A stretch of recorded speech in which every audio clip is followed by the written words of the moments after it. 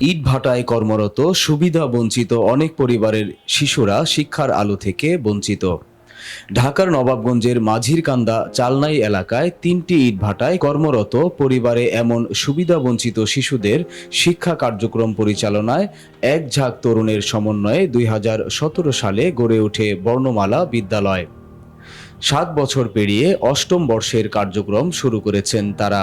বর্ণমালা বিদ্যালয়ের অঙ্গীকার, সুবিধাবঞ্চিত শিশুদের অধিকার, এই স্লোগানে শুক্রবার বিকেলে বিদ্যালয়ের প্রতিষ্ঠাতা সদস্যদের আয়োজনে শতাধিক কোমলমতি শিশু শিক্ষার্থীদের হাতে শিক্ষা উপকরণ স্বরূপ বই, খাতা, কলম ও ব্যাগ তুলে দিয়ে কার্যক্রম শুরু করা হয়।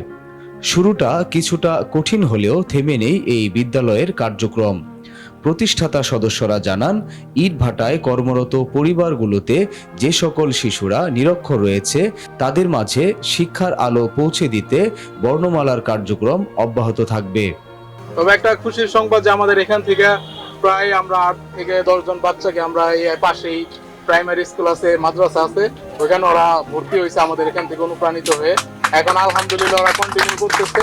এমনকি ওদের পরিবারকে আমরা এটুকুই বলছি, ওদের যেন এখনো কোনো কাজে না দেয়, ওদের শিক্ষা কার্যক্রম চালাতে যে কোনো সহযোগিতা লাগলে ইনশাল্লাহ এটা আমরা দেখবো। আরো 3-4 জন শিক্ষক আছে, তারা কন্টিনিউ প্রতিদিন পড়াবে। আপনারা হঠাৎ করে এসে একদিন দেখতে পারেন যে আসলে কিরকম পড়াশোনা হয়। প্রত্যেকটি স্কুলের থেকে ওরা প্রচুর পরিমাণে পরিশ্রম করে। এই বাচ্চারা কিন্তু আমাদের সাধারণ ফ্যামিলির মতো না যে রাত্রে গেলে বাসায় বাবা মা পড়াবে, এরকম এদের পড়ালেখা এখান থেকে করাই দিতে হয় এবং শিখাই দিতে হয় এবং তাদের কাছে ক্লাসে পড়া নিতে হয়। এবং কি আমরা মাসাল্লাহ অনেক ফলাফল দেখছি যে বাচ্চারা যারা লেখা পারে না, পড়তে পারে না, তারাও 4 মাস পরে নিজের নাম লিখতে পারে, বাবার নাম লিখতে পারে এবং কি পড়তে পারে। এমন ব্যতিক্রমী শিক্ষা কার্যক্রম দেশব্যাপী ছড়িয়ে দেওয়ার আহ্বান জানান আগত অতিথিরা। অনুষ্ঠানে বক্তব্য রাখেন আব্দুল ওহাব দোহারি, শামিমা রাহিম শিলা, মোহাম্মদ মাসুম, ভিপি কামাল, বোরহান উদ্দিন, কামাল মোরল। অনুষ্ঠানে উপস্থিত ছিলেন মোয়াজ আহমেদ, আব্দুল হান্নান সোহাগ, মোহাম্মদ জামান, আবু নাইম তাইমিয়া, আদনান সহ আরো অনেকে। আমাদের কয়েকজন স্নেহধন্য উদ্যোক্তা যারা এটার উদ্যোগ নিয়ে পথ শিশু বঞ্চিতদের শিক্ষার দায়িত্ব নিয়েছেন, আসলে এটা খুবই সুখের খবর। বর্ণমালা বিদ্যালয় যে সুন্দর চমৎকার একটা ব্যবস্থা নিয়েছে, এজন্য আমি আন্তরিকভাবে তাদেরকে ধন্যবাদ জানাই। শুধু ইটভাটার না, সারা দোহার নবাবগঞ্জে ছড়িয়ে দাও এই জিনিসটা। যেখান থেকে আমাদের কাউন্সিল থেকে বা ইউনো থেকে যেখান থেকে হোক খাস জমি টমি নিয়ে আমাদের এখানে হয়তো পানিতে ভরে যায়, এরপরে বর্ষার সিজনে যেটা স্কুল করা যাচ্ছে না বা কিছু করা যাচ্ছে না, এদেরকে পাওয়া যায় না, হয়তো পাওয়াও যাবে। এবং সারা দোহার নবাবগঞ্জ থেকে যদি আমরা এইভাবে বাচ্চাদেরকে নিয়ে আসি, এদের মধ্যে শিক্ষার আলো আমরা ছড়িয়ে দিতে পারি।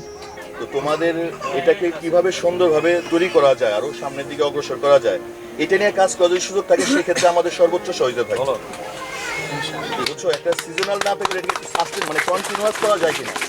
আপনারা যে কার্যক্রমটা শুরু করছেন, এখানেই যে সেই বাংলাদেশ ব্যাংকের ভবিষ্যৎ গভর্নর নাই, এখানেই যে দেশের প্রধানমন্ত্রী হওয়ার মতো লোক নাই, এটা কিন্তু অবিশ্বাস করা যাবে না।